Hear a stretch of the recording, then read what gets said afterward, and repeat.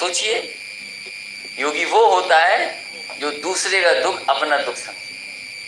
यही हमने पढ़ा, यही जाना है कि योगी हम उसी को कहेंगे जो दूसरों का दुख अपना दुख समझे, वो योगी है। क्या ये सरकार हमारा आपका दुख समझ पा रही है? इसलिए साथियों, बहुत खुशी की बात है, इतने जोश और उत्साह के साथ आप आए। क्या आप में जोश और उत्साह इतना है कि एसी काम नहीं कर रहा है? राजनीतिक ये सही है, ये हमें भरोसा दिला रही है, ये उत्साह, ये जोश और ये गर्मी के आने वाले समय में समाजवादी पार्टी और महान दल की सरकार बनने जा रही है। मुझे खुशी है, इस मंच पर केशव देव मौर्य जी का धन्यवाद देता हूँ, सुमन शाक्य जी का धन्यवाद देता हूँ, शिव कुमार यादव जी का धन्यवाद, रामानंद सैनी जी का, सर्वेश साक्य जी का, विष्णु कुशवाहा जी का, और बहुत जो महान दल के हमारे नौजवान साथी दिखाई दे रहे हैं। मुझे खुशी इस बात की है कि बड़ी संख्या में हमें नौजवान कार्यकर्ता दिखाई दे रहे हैं, और ये इसलिए भी मुझे दिखाई दे रहे हैं, हम आप सबको, पुराने लोगों को जरूर चिंता है भविष्य की, लेकिन ये नौजवान जो हैं, ये जानकारी इनके पास है। पहले हो सकता था कोई गुमराह हो जाए, लेकिन आज के ज़माने में जहाँ जानकारी इतनी तेज चल रही है, ये नौजवान गुमराह नहीं होंगे। ये नौजवान इस बार उत्तर प्रदेश को सही रास्ते पर ले जाएंगे। और हमने पहले भी कहा और फिर कहता हूँ, ये अब पुरानी वेद पढ़ने की ज़रूरत नहीं, हम उलझ जाएंगे। धर्म का ज्ञान हम लोग उलझ जाएंगे उसमें। अरे आपका नाम ही केशव है, केशव नाम किसका है बताओ आप? महाभारत दिखाने वाले। आप सोचिए नाम क्या है। ये असली, ये नकली केशव की बात नहीं कर रहे हैं हम। अगर राजपाल कश्यप ने कुछ कहा है असली और नकली वाली बात, तो बताओ केशव कौन है? केशव हम ही हैं और आप भी केशव हो। तो जब सब केशव हैं तो सब एक हैं, क्योंकि सबसे ज्यादा अगर किसी का हक और सम्मान छीना जा रहा है तो आपका छीना जा रहा है।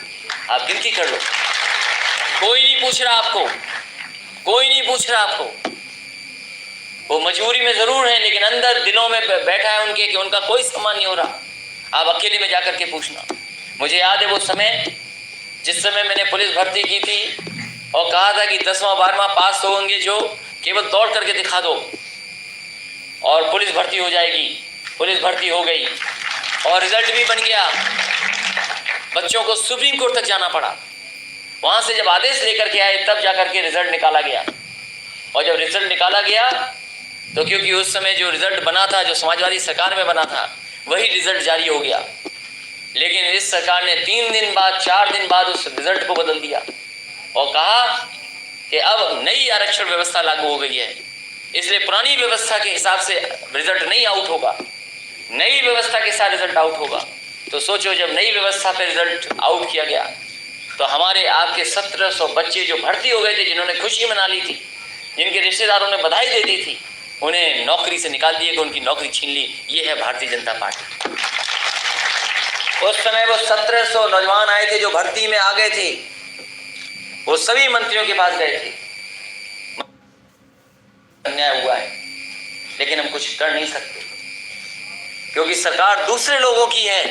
ये मंत्री लोगों ने जवाब दिया था उन नौजवानों को जो पुलिस में भर्ती हो गए थे। मैंने उन नौजवानों से कहा 1700 के 1700 से, क्योंकि ये समाजवादी सरकार है की वजह से ये आपकी भर्ती हुई थी और रिजल्ट समाजवादी सरकार ने बनाया था। कोई आपकी मदद नहीं करेगा। कभी मदद होगी तो समाजवादी सरकार जब आएगी तब मदद होगी। वो जानते होंगे उसमें सबसे ज्यादा अगर किसी समाज के बच्चे थे तो आप और मौर्य नौजवान थे, जिनकी नौकरी से निकालने का बात करते। अभी लड़के जो 69,000 शिक्षक, वो बेचारे कितनी बार लाठी खा लिए। वो केवल हक मान रहे हैं, अपना हक और जो उनको मिलना चाहिए सम्मान वो मांग रहे हैं, लेकिन नहीं दे रही है सरकार। इससे ज्यादा झूठी सरकार कोई नहीं हो सकती।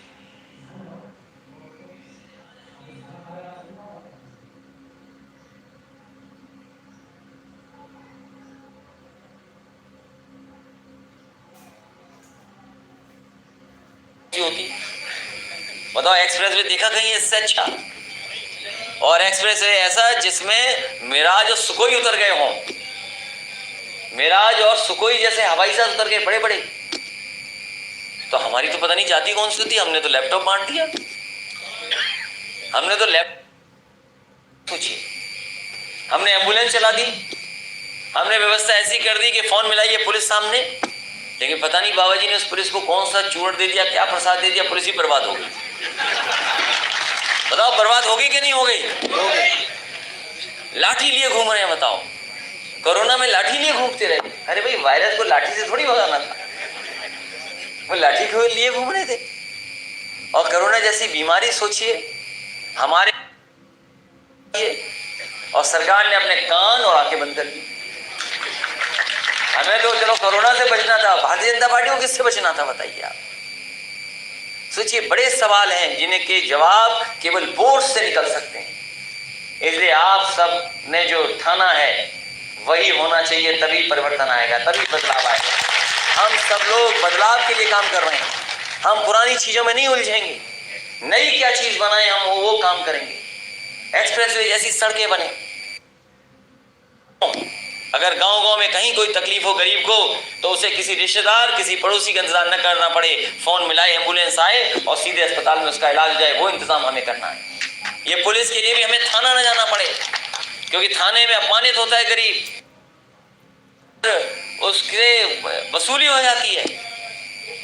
इसलिए 100 नंबर व्यवस्था लागू की थी, जिससे अगर गरीब परेशान है कहीं और अगर खेत में भी लड़ाई हो जाए, झगड़ा हो जाए तो फोन करे पुलिस पहुंच जाए। वो इंतजाम किया था समाजवादियों ने, उसको और बेहतर करेंगे। इसलिए नौकरी मिले, रोजगार मिले, महंगाई कम हो। बताओ उन्हें महंगाई नहीं लग रही, डीजल पेट्रोल इतना महंगा हो गया। नहीं, बीजेपी के लोग महंगाई नहीं मान रहे, बताइए आप, स्वीकार ही नहीं कर रहे महंगाई। कैसे लोग हैं बताओ, और स्वीकार नहीं कर रहे और उनसे जवाब भी नहीं कोई मांग रहा। अब पत्रकार साथियों की तो मालिकों की मजबूरी है, इनकी नहीं, ये तो हमारे साथ है।